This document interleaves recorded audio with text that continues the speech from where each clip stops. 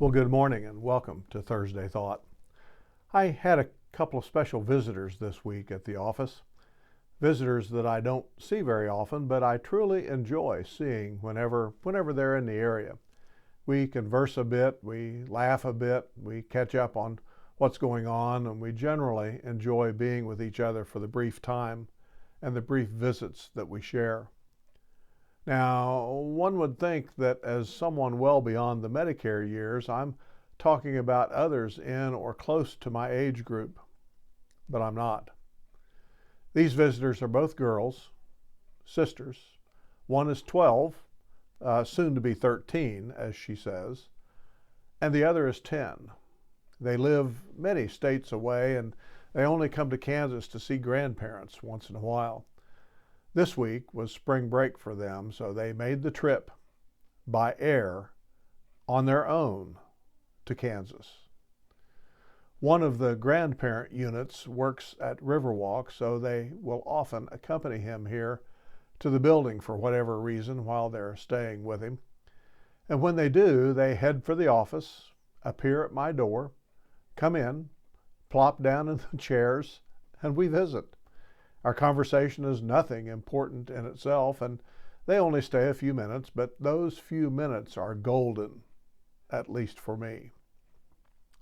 To tell you that it does my heart good to see them and visit with them is a great understatement. My day had just become much brighter following their visit. I bask in the glow of that visit for days after. These girls are bright, they're witty, they're comfortable in themselves, and they seem to have a good handle on what's important in life. They remind me yet again that not all young people are self-centered, into themselves drones, living in the cyber world to the exclusion of reality. They remind me yet again of the importance of intergenerational relationship and communication. And they remind me yet again of the importance of human contact and the value of fostering friendships, especially with people who aren't at all like me. Now, I don't know who watches this video. I don't know who you are, and I certainly don't know who's in your circle of friends and acquaintances. But I do know some things about friends and friendships just based on my years of life and living. It's been said that if a person has 4 other people who they can truthfully call a friend, that person is very blessed. Many people have no one who they can count as a true friend, and many others have but 1 or maybe 2. Many don't even count a spouse or a life partner as a friend, which I have a great difficulty understanding. Additionally, it's good to have intergenerational friendships and connections.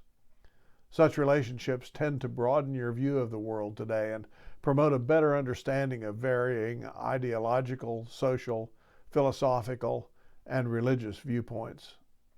To interact only with people who think like you regarding politics, religion, or societal issues is, in my view, narrow-minded, and it inhibits mental and emotional growth. I only need to remember that these girls who occasionally visit and who I occasionally hear about by way of social media, they've always known of smartphones and instant worldwide communication, and that for these girls, 9/11 is a distant historical event. They've never known of a president other than Mr. Trump or Mr. Biden. They may have heard of Mr. Obama, but they aren't old enough to have much information about him. Flat screen TVs had already been around a while when the older girl was born.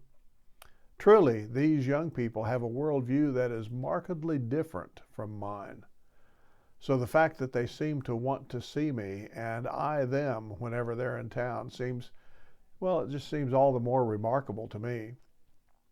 I can and I do learn from these kinds of relationships. I think they make me a better person. I think they help my physical well-being as well as my emotional well-being. And I think that having relationships such as this benefits society, even if only in a small way. A suggestion I have for you is to take stock of those with whom you have a relationship. Who are your true friends? Who are acquaintances? Who are those who are of benefit to you and you to them? And who are those who are a detriment to you and you to them? Maybe it's time for you to do some house cleaning, so to speak. Turn over a new leaf, as the old saying goes, and work at developing and fostering relationships that are mutually beneficial. Now, this post has no overt biblical teaching, as most of mine do, but friendships, relationships, and good teaching regarding those subjects permeate the Holy Scripture from Genesis to Revelation. Look for them when you're doing your daily devotionals or study. And may you be blessed today.